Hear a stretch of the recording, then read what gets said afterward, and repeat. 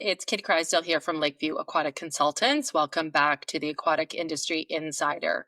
I've had a lot of requests to share basic tips for success in the National Lifeguard course. So that's what I'm going to be talking about in today's video. I'm going to be giving you 6 basic ways that you can prepare to survive and thrive during your National Lifeguard original 40-hour. I want to start off by saying that I am a National Lifeguard, have been for 20 years. I am a National Lifeguard Instructor, National Lifeguard Instructor Trainer here in Alberta and Northwest Territories branch, but my personal opinion is not endorsed by the Lifesaving Society of Canada, nor should my personal opinion be taken as any official guidance on how to prepare for the course. Nothing I'm going to say in this video is secret. These are things I have seen over the years teaching dozens of National Lifeguard courses. Candidates are not successful because one or several of these things come into play. My personal expertise is the National Lifeguard pool option. I have never held nor instructed National Lifeguard Surf, Waterfront, Water Park. These are great tips for any aquatic leadership course you might participate in, but I do want to be clear that my only personal direct experience is with the National Lifeguard pool option here in Alberta as well as Ontario. The first basic tip I want to give anyone enrolled in the National Lifeguard course is to prepare your fitness in advance. We see candidates on the first day of a class for which they've spent hundreds of dollars and they would like to be successful to get a job, and they haven't attempted the fitness before they arrive in class. And then it is a big stress placed on their shoulders when they may be over the time required for some items. As an example, there is the endurance swim, which is 400 meters of continuous swim in 10 minutes or less. I talked about this in my NL research video, which I'll link to below. But swimming 400 meters in 10 minutes should not be a surprise to anyone. This is something you should attempt yourself at least 5 to 10 times before the class.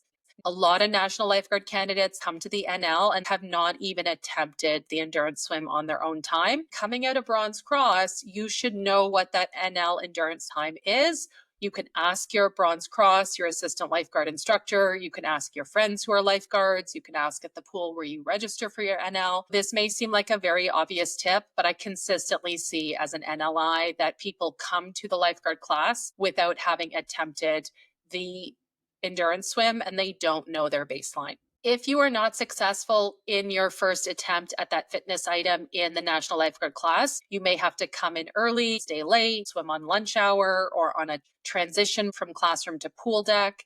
You may have to swim 2 or 3 times in one day, and your performance may not be as good. So I cannot stress enough how much you need to take care of your fitness in advance. There, frankly, is no excuse if you want to be a lifeguard to not prepare your fitness in advance. Now, if you're watching this video 2 or 3 days before your National Lifeguard course and you haven't prepared your fitness, you're just going to have to go with it and move on to my other tips to help you be successful in the course. My second tip for the National Lifeguard course is to review your first aid. You do have to hold an intermediate first aid award, formerly standard first aid, as a prerequisite along with Bronze Cross, now assistant lifeguard, in order to attend the National Lifeguard course and be 16 years old by the end of the course. However, whether you did your first aid a couple weeks ago or 2 years ago, a lot of people come to the National Lifeguard without the versatility and knowledge base of first aid that they truly need in order to be successful as a National Lifeguard candidate. Within the award guide, which is the primary evaluation tool for the National Lifeguard course, I've talked about it in my other video regarding how to prepare for National Lifeguard scenarios. In the back of the NL award guide, there are a number of appendices specifically regarding first aid. So we're talking CPR, choking, poison, burn, bleeding, dislocation, head injury. All of those have specific performance criteria or must-see items that are articulated in the NL Award Guide. Those all come from your first aid course. Now, you may not have taken a Lifesaving Society intermediate first aid course. However, the curriculum is standardized in most Canadian provinces. So you're not typically going to see a dramatic difference between, for example, Canadian Red Cross, St. John's Ambulance, Canadian Ski Patrol, or Lifesaving Society intermediate first aid. However, passing your first aid course in the 16 hours where you learned those skills and you wrote the first aid test is not the same level of competency as embodying and implementing those first aid treatments on the pool deck during your scenarios.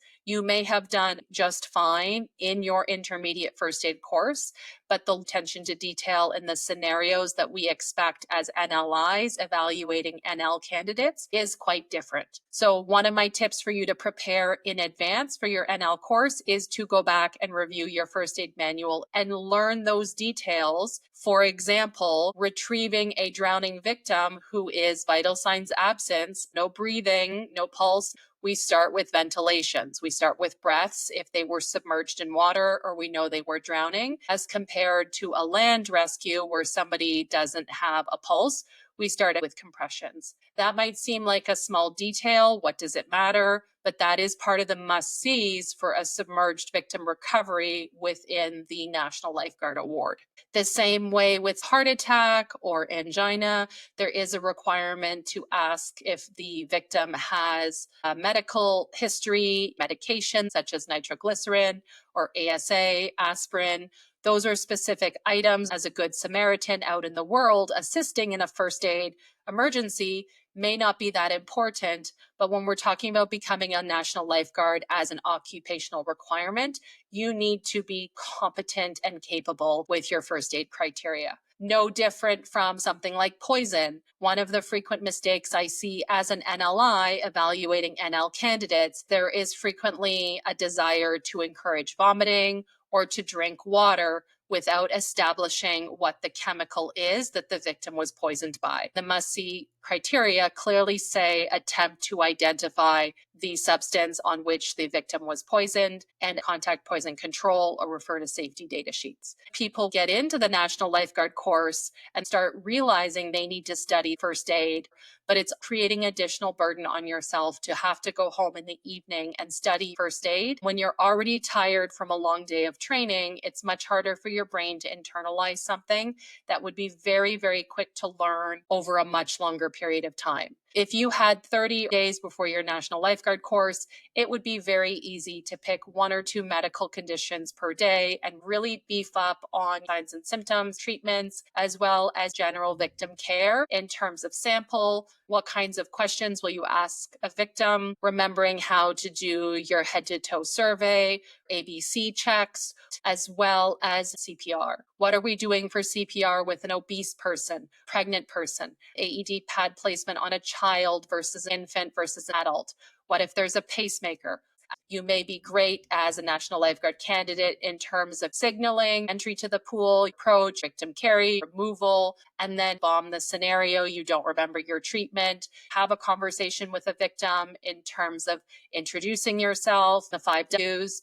Who are you? What happened? Why did this happen? Where does it hurt? Remembering to put on your barrier devices such as gloves, to utilize your pocket mask. Things like that, anybody can review from a first aid course well in advance of their National Lifeguard course. That is a big gap a lot of candidates can remedy. Even if you're watching this video 5 or 6 days before your National Lifeguard course, any investment in studying first aid will have tremendous results in your scenarios, as well as in your confidence working as part of a team on the pool deck, because you'll be able to really focus on those other items that are new to you, such as scanning and lifeguard position and rotation, and communication and teamwork, because you'll have mastered the first aid items. The third tip I want to give you in order to thrive and survive in the National Lifeguard Original course is you absolutely need to clear your schedule, full stop.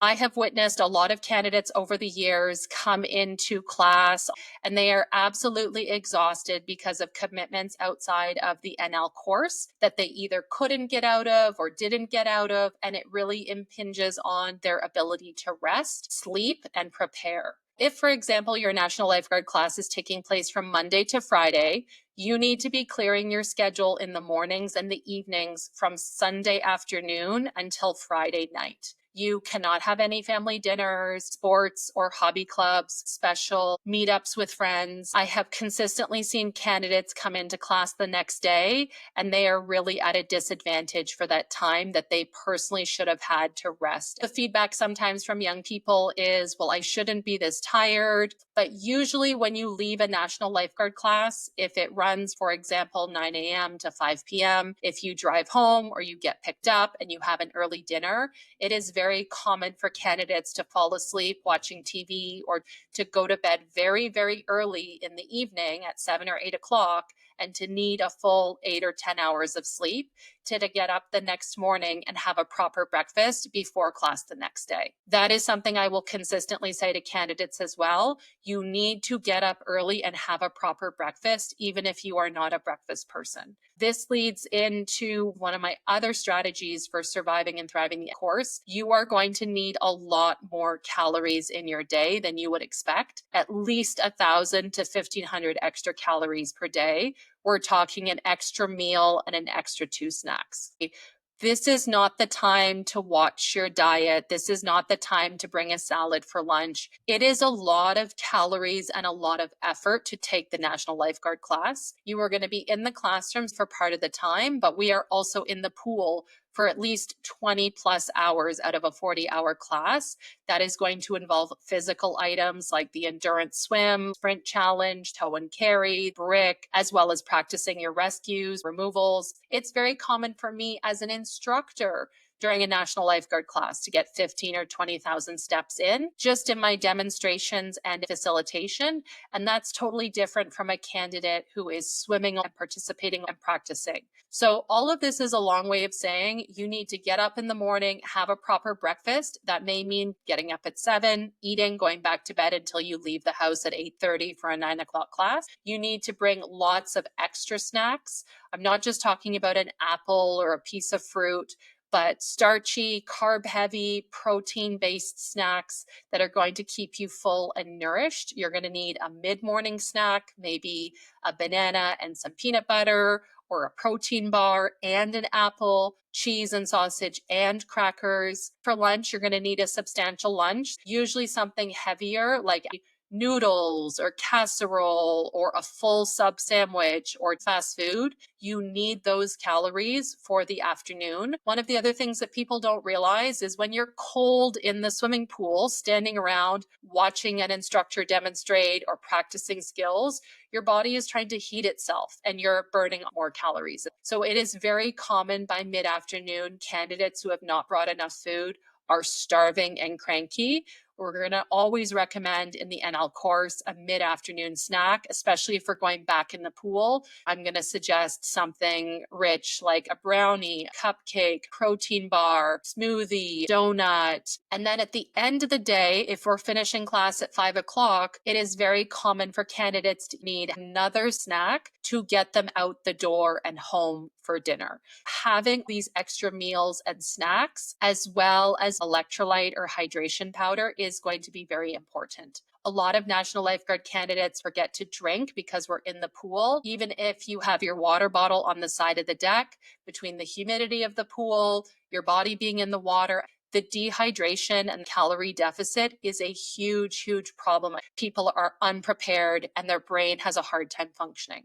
I will always have extra snacks. I will give out what I can so that people can get through the day. But this is such a simple thing. Telling your parents if you live at home to buy extra snacks, even something like bringing a box of crackers. You're not going to eat it all in one sitting, but having a handful of salty, starchy crackers Monday, Tuesday, Wednesday afternoon as a pick-me-up, it goes a long way to helping with your hydration and your nutrition. I'm not a nutritionist, so if you have specific medical concerns or nutrition requirements, go with those. But I definitely want to say you need to be bringing a lot more food with you to class. I understand people will do Uber Eats to the pool, but the timing of a National Lifeguard course can ebb and change each day based on pool space, extra time to practice, whether something runs late or finishes early. And so you don't want to be waiting around for a food order that arrives late if you're about to get back in the pool for 3 hours and do physical fitness. Hopefully, your National Lifeguard instructor will let you know, hey, at 2 o'clock, we're going to do our fitness. So make sure to stop eating by 12:45 so your food can digest. Or I'll give you a chance to have a snack after physical fitness at 2:20 because we're going to stay in the pool for another 2.5 hours, but we'll take a 15-minute bio break. But if you want to succeed, thrive, keep up, and nutrition, hydration, as well as rest for your own mental health and well-being is going to be very important. It has a direct impact on results. You really do need to clear your schedule and make sure that you can focus on the class if you want to get your investment back in terms of time and money. Tip number 5, in terms of thriving and surviving in your National Lifeguard class, is get to know your candidates. I understand when we have lunch break, a lot of us will go straight to our phones. What I will say can be a real disadvantage in a classroom setting where people are all doing this on their lunch break is that there is no camaraderie, no bonding, no getting to know each other as candidates. And that does show in poorer communication and teamwork initially. That's not saying it's insurmountable and that you can't bond and do well together. I try and bring analog activities to the NL classroom, like a jigsaw puzzle. I'll leave it out on the table in the corner and encourage people completing the puzzle. The group gets a special prize if they finish the puzzle by the end of the week, or whichever participant really invests their time. If it's 1 or 2 people who complete the puzzle, I'll bring in a special treat just for them. And the reason I do that is because, yes, you may never see these people again after your NL class. You may never work with them. They may not be to your taste personality wise, but in order to be successful in the teamwork and collaboration piece of National Lifeguard, it does help to know each other's personalities, strengths, weaknesses, likes, dislikes. And so if you have the ability to get to know the people at your table, walk around, have lunch with someone you don't know, just to be friendly, you don't have to know everyone, you don't have to like them all, but getting to know each other is going to make it that much easier to be successful on those items where you need to work together to be able to give and receive directions as part of a lifeguard team. My last tip in order to thrive and survive the National Lifeguard course is to be prompt and organized. I know this is going to sound like a really small thing, but if your NLI gives you 15 minutes to change into your bathing suit and meet on the pool deck with your water bottle and a snack for later, you need to be prompt. You need to not be dilly-dallying on your phone. You don't want to be, women especially, spending all this time taking off makeup that you shouldn't have put on, putting in your contact lenses when you should have put them on in the morning. You need to be organized, hair elastics, clothes ready to go in your pool bag, as well as your classroom bag. Having your snacks laid out. What snack am I going to have in the morning? What snack am I going to have in the afternoon? Extra towels, combs, goggles, all of that planning in advance, preparing your stuff, your kit is going to make it easier for you to meet those time requirements. The National Lifeguard course is 40 hours. Within that, we do have to give you lunch breaks and we do have to build in transition time to go from dry to wet or wet to dry. I might be super generous and give a group 25 minutes to shower, change, meet in the classroom, ready to eat during a dry session while I teach. And I will still have candidates rolling in 10, 15 minutes after the class started, and they're missing content. I am certainly noticing that. This is a life skill. When you want to be a lifeguard, swim coach, instructor, you have to learn how to manage your time down to the few minutes that goes into being on time for a lifeguard rotation, preschool swim lesson, aqua fitness class. We can't give you endless amounts of time to transition from dry to wet or wet to dry. I really like to give candidates a choice of which that is your hot tub and changing and buying food time. So you need to manage your time. If you want to sit in the hot tub for 20 minutes, change like Superman in 5 minutes, and then eat cold soup you already had in your knapsack for 5 minutes, great. but you need to manage your time and commitments. I can't tell you the number of times both boys and girls, men and women, show up late to class because they're looking for a hair elastic, their bathing suit, they don't have a towel, they left their stuff in the car. I understand it's a lot going on, but success in the course is being ready to go. If class starts at 9, don't roll in at 8:59. You need to be there 5 or 10 minutes early, have your stuff out, get organized. Being on time is not just etiquette, it's also preparation for actually being a lifeguard when timeliness is very, very important. So I want to recap my 6 tips to thrive and survive in the National Lifeguard course. One is attempt all fitness items ahead of time. Refer to the NL research video if you need ideas what those physical fitness items are and how to prepare. Number 2, you need to review your first aid in advance. You don't need to be a robot and spout off every single sign, symptom, and treatment, but you do need to be very comfortable with a lot of the key injuries and medical conditions that we are going to encounter in an aquatic environment. So slips, trips, and falls, head injuries, bleeds, dislocation, broken bones, asthma attack, allergic reaction, cardiac conditions such as heart attack and angina, spinals. Those are where I would place my effort, but you cannot disregard an impaled object, bee sting, squeezes from scuba diving, amputation. Those are all things that could come up in your NL course. It's information you should know from first aid, but you may not presently have it at the level of detail you truly need to be successful as a National Lifeguard candidate. My third tip is you must clear your schedule from the night before class all the way to the last day of class. You need to clear your schedule of family and friend obligations so you can focus on the course as well as nutrition, sleep, and rest for 6 days. My fourth tip is food and calories, making sure that you pack enough food so you are hydrated with electrolytes throughout the day, enough calories, proteins, sugar, salt, whatever that looks like in order to be sated, not be hangry, and able to function. My fifth tip is to get to know your classmates. I would also say get to know your instructor. You don't need to fake interest in my personal life, but simply greeting me in the morning or saying thank you at the end of the day or taking a couple of minutes and asking, is there anything you can work on? Respectfully taking all feedback and trying to implement it will go a long way, as well as getting to know your classmates in order to work better as a team. And then my last tip is to be prompt in class. I know not everybody has control over getting a ride with a friend or a family member, but as much as possible, managing your time on breaks, lunches, transitions from wet to dry and dry to wet,